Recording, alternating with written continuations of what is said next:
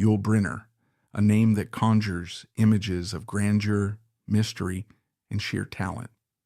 From his tumultuous childhood in Russia to his rise as one of Hollywood's most enigmatic icons, Yul's life was a story as captivating as the characters he portrayed. But behind the commanding presence on stage and screen was a man shaped by resilience, ambition, and an unyielding passion for his craft. Today we'll take a closer look at the extraordinary journey of this legendary actor, exploring the highs, the lows, and the unforgettable legacy he left behind. Yul Brynner, born Yuli Borisovich Brynner on July 11, 1920, in Vladivostok, Russia, experienced a childhood marked by upheaval and resilience. His father, Boris Brynner, was a mining engineer and businessman of Swiss, German, and Russian descent, while his mother, Maruzia Dmitrievna Blagovidova, was an aspiring actress and singer. Yul inherited artistic talents from his mother, who nurtured his early interest in the arts despite the family's struggles. In 1923, when Yul was just 3 years old, his father left the family for another woman, creating financial and emotional challenges for his mother. To rebuild their lives, Maruzia took Yul and his older sister Vera to Harbin, China. Harbin was a bustling city with a significant Russian expatriate population, which provided the Brynner family with a cultural connection to their homeland. Yul attended a school run by the Young Men's Christian Association, YMCA, where he began to learn English and was exposed to a wide range of educational influences. Life in Harbin, however, was far from stable, with tensions between China and Japan escalating. Maruzia feared for her children's safety. In 1932, the family relocated to Paris, seeking refuge in the city's vibrant and cosmopolitan environment. Paris became a formative place for Yul, as he was exposed to French culture and began exploring his artistic inclinations.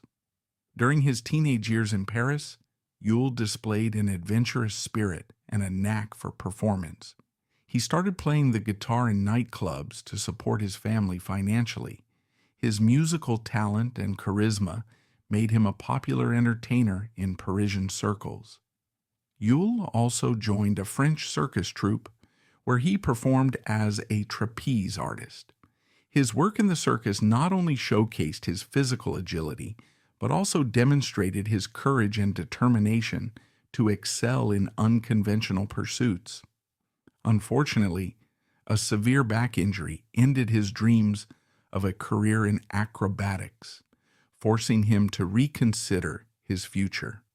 Despite the challenges of his early years, Yul's experiences in Russia, China, and France shaped his multifaceted personality and gave him a unique perspective on life.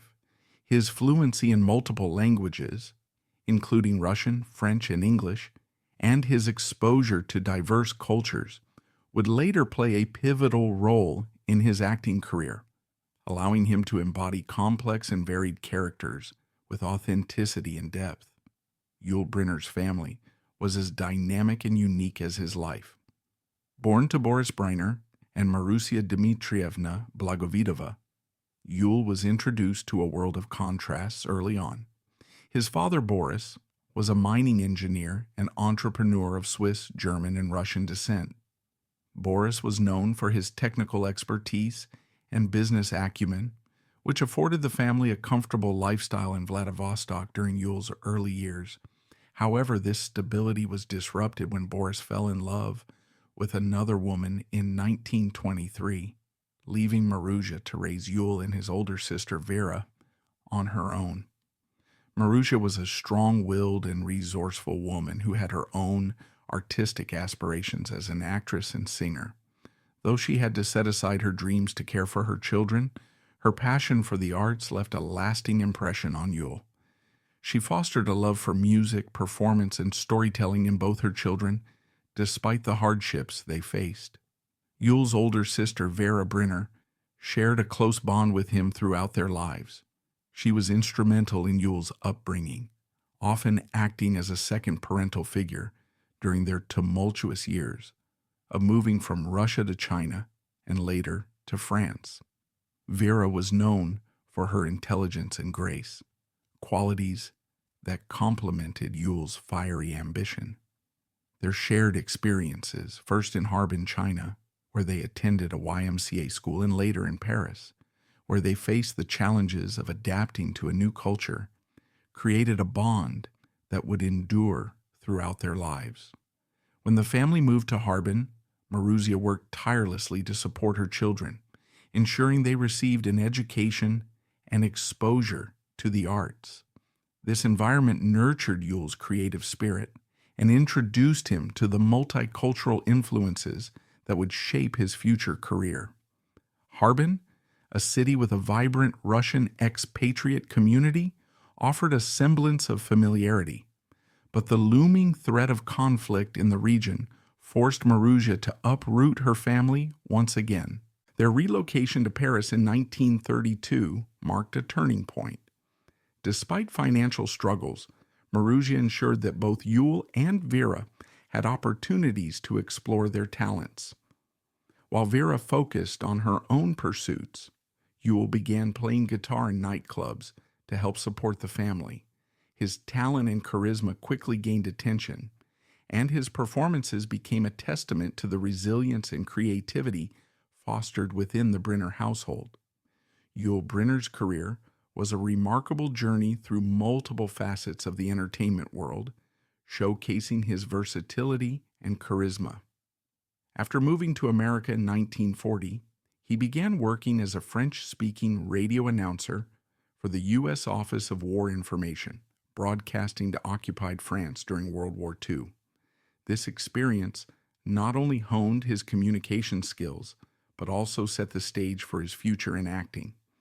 Determined to pursue a career in the arts, Yul studied acting under the legendary Michael Chekhov, a Russian émigré and highly respected acting coach in Connecticut. Chekhov's teachings emphasized deep emotional connection and physical expression, skills that Yul would later master and bring to his iconic roles. Yul's Broadway debut came in 1941 with a small role in Twelfth Night, but his big break came in 1951 when he was cast as the King of Siam in Rogers and Hammerstein's musical The King and I. His electrifying performance, marked by a shaved head, a bold choice at the time, and commanding stage presence, captivated audiences and critics alike.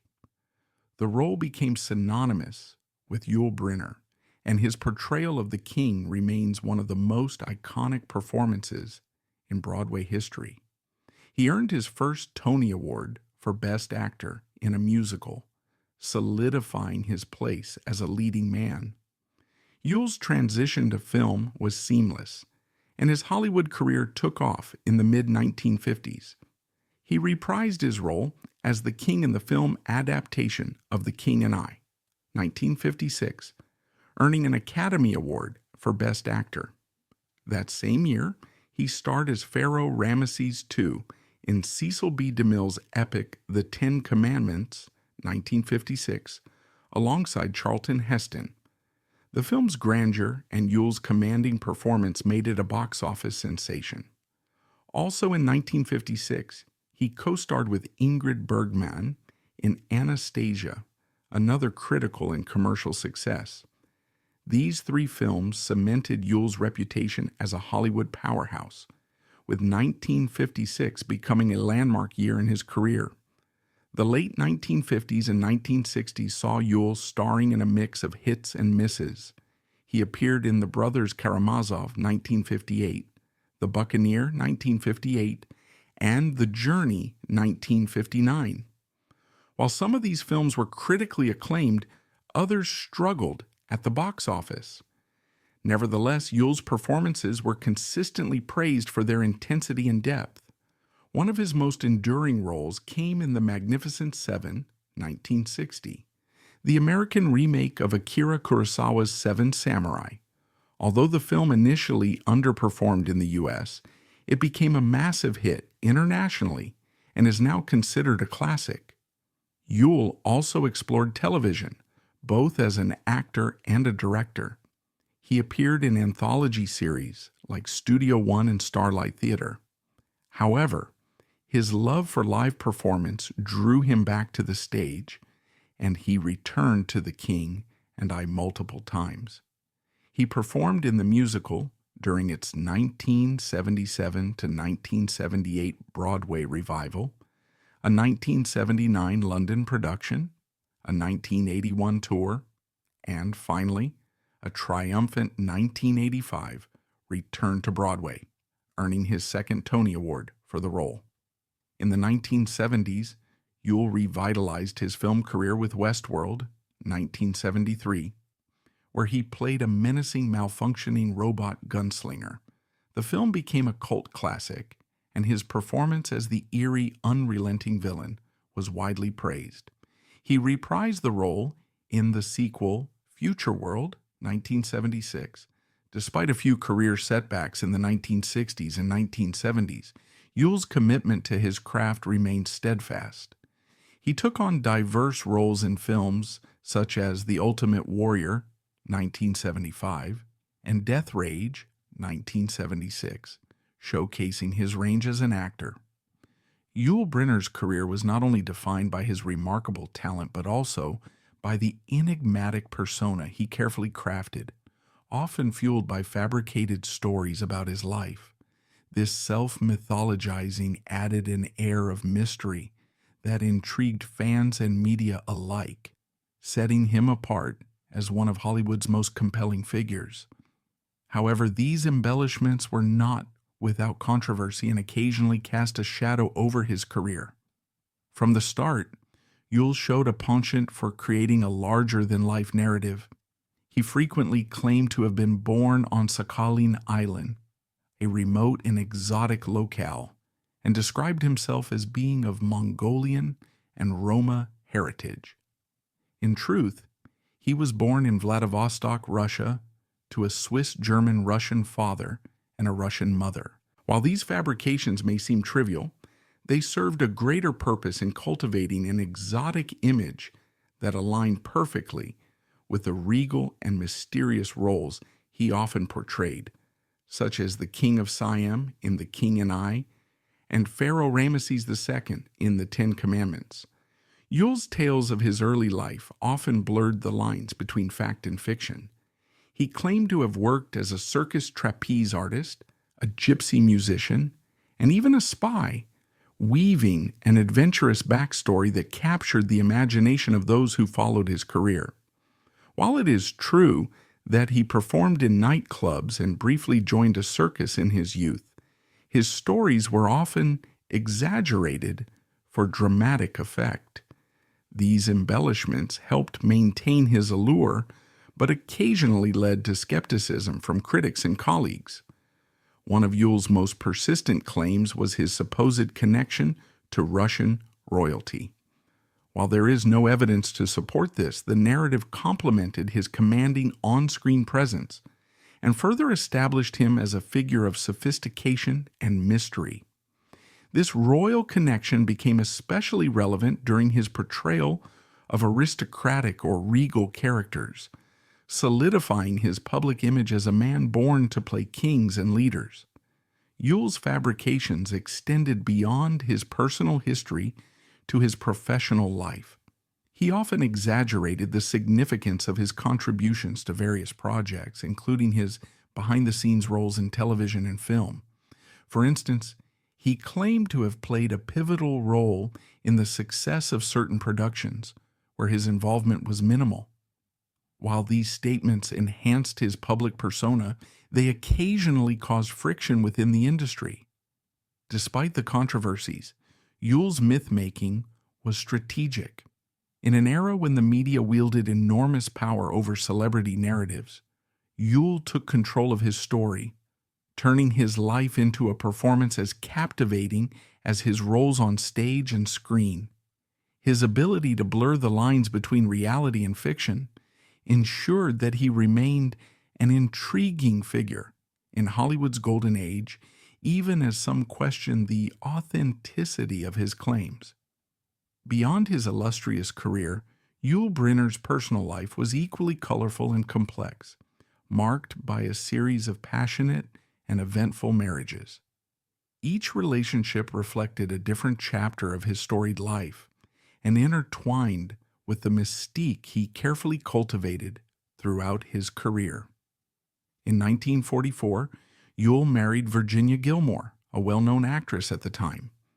Their union coincided with the early stages of Yul's career, as he was still establishing himself in theater and television. Together they had one son, Yul Rock Brynner II, born in 1946.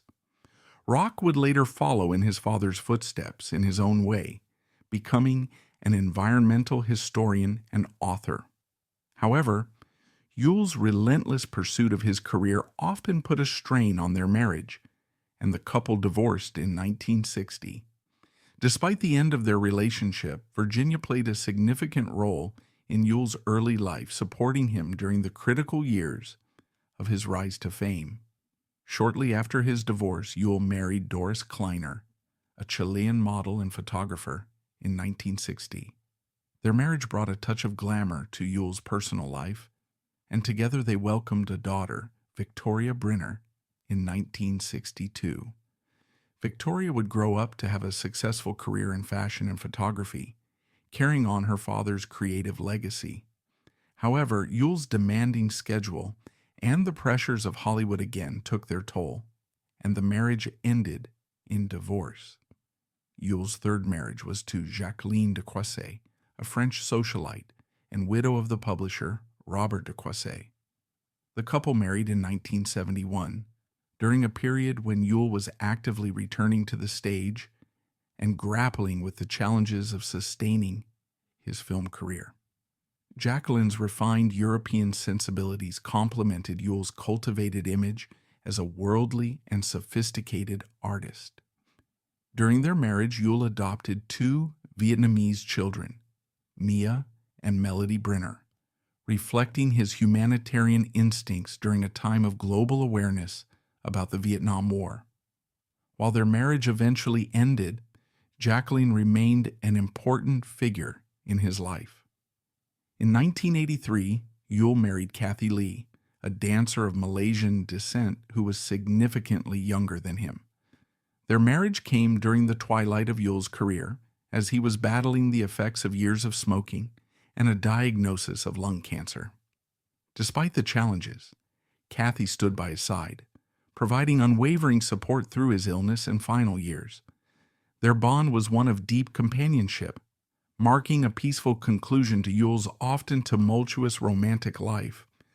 Throughout his marriages, Yul's relationships were complicated by the same intensity and passion that defined his career. His desire to maintain an air of mystery and control over his narrative sometimes extended to his personal life, making it challenging for those close to him to fully understand the man behind the myths. Yet, his children and former spouses often spoke of him with respect and admiration, recognizing his devotion to his family despite the difficulties of balancing his private and professional lives. Yul Brynner's life was filled with significant relationships beyond his marriages, particularly within the entertainment industry, where he forged connections that not only advanced his career, but also enriched his personal and professional life. Known for his charisma and ability to connect with people from all walks of life, Yul formed deep and enduring bonds with directors, actors, and collaborators who played pivotal roles in shaping his career. One of Yul's most notable professional relationships was with Cecil B. DeMille, the legendary director who cast him as Pharaoh Ramesses II in The Ten Commandments, 1956. DeMille was instrumental in helping Yul transition from Broadway to Hollywood, recognizing the magnetism and authority he brought to the screen. The role of Ramesses showcased Yul's ability to command attention, and his collaboration with DeMille was a cornerstone of his early film success. Yul also shared a unique rapport with actress Deborah Kerr, with whom he co-starred in The King and I, 1956. Their on-screen chemistry was lauded by critics and audiences alike, and they maintained a warm professional relationship throughout their careers. Deborah Kerr often spoke highly of Yul's dedication to his craft and his generosity as a scene partner, which contributed to the film's enduring legacy. Another significant collaborator was Ingrid Bergman, with whom Yul starred in Anastasia, 1956. Their dynamic partnership in the film, which depicted a fictionalized account of the lost Russian princess, drew praise for its emotional depth. Bergman and Brynner's mutual respect for one another created a compelling on-screen dynamic, and their collaboration cemented Yul's reputation as a leading man capable of holding his own alongside some of Hollywood's most revered actresses. Yul's relationships extended beyond his co-stars to his colleagues behind the scenes. He worked with Charlton Heston on The Ten Commandments and later reunited with him in The Buccaneer, 1958. Despite the competitive nature of their shared roles as Hollywood leading men, the two maintained a cordial and professional relationship. Heston often admired Yul's stage background and how it informed his powerful screen performances. In addition to his film and stage colleagues, Yul cultivated connections with musicians, photographers, and cultural figures. His passion for photography led him to publish books of his own work, and his creative circle often included influential artists who inspired and supported his endeavors. Notably, Yul maintained a friendship with the celebrated acting teacher Michael Chekhov, under whom he had studied early in his career.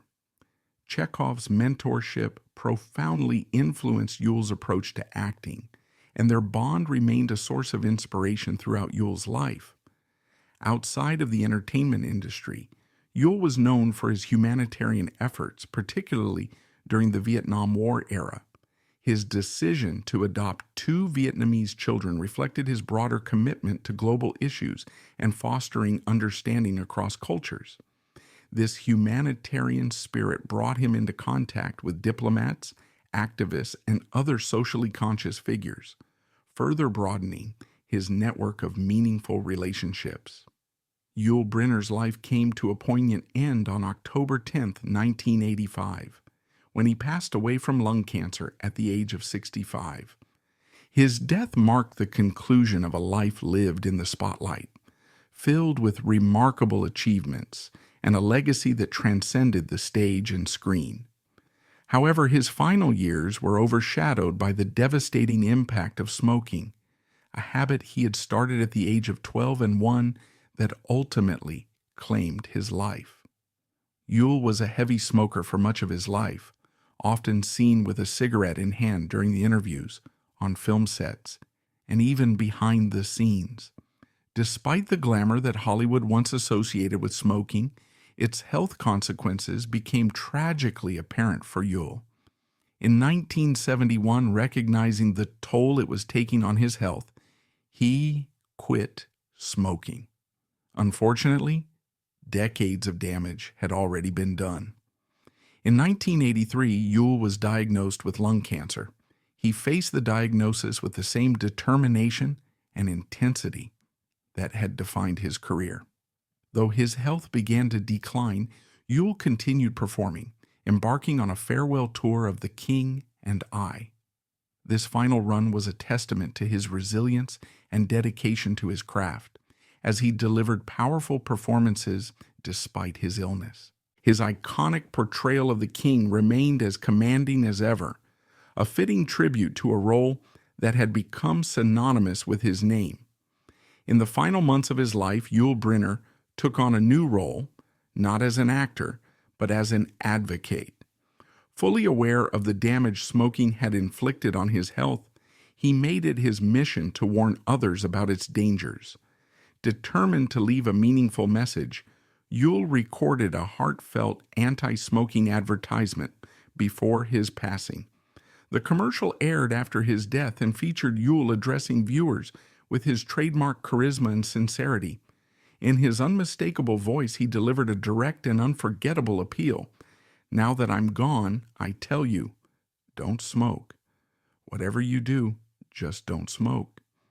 This powerful statement, coming from a man who had lived through the devastating consequences of smoking, resonated deeply with audiences. It turned his personal tragedy into a timeless warning, leaving behind a legacy of awareness alongside his celebrated career. The simplicity and sincerity of his message resonated deeply with audiences around the world. The commercial, broadcast shortly after his passing, became a defining moment in the anti-smoking movement, illustrating the human cost of the habit in a way that statistics alone never could. Yul spent his final days surrounded by his family and close friends, including his wife, Kathy Lee, who stood by him throughout his illness. His children, whom he adored, were also present, offering him comfort and support. Yul's legacy as an actor, humanitarian, and advocate was cemented not only by his body of work, but also by his courage in turning his personal tragedy into a public lesson. Yul Brynner's death was a stark reminder of the consequences of smoking, but it also highlighted the resilience and humanity of a man who chose to leave the world with a message of hope and caution. His performances and his advocacy ensure that his impact continues to be felt, not only as a cultural icon, but also as a cautionary tale against a habit that has claimed countless lives. His memory remains a powerful testament to his multifaceted legacy, one that endures in the hearts of his admirers and the lives he touched. Yul Brynner's life was nothing short of extraordinary. From his humble beginnings to becoming an international star, he left an indelible mark on the worlds of film and theater. But his story is also a poignant reminder of the human cost of smoking, a message he made sure to share with the world before his passing. Yul's legacy endures, not only through his iconic performances, but also through the powerful lessons he left behind. His life remains a testament to resilience, artistry, and the timeless power of storytelling.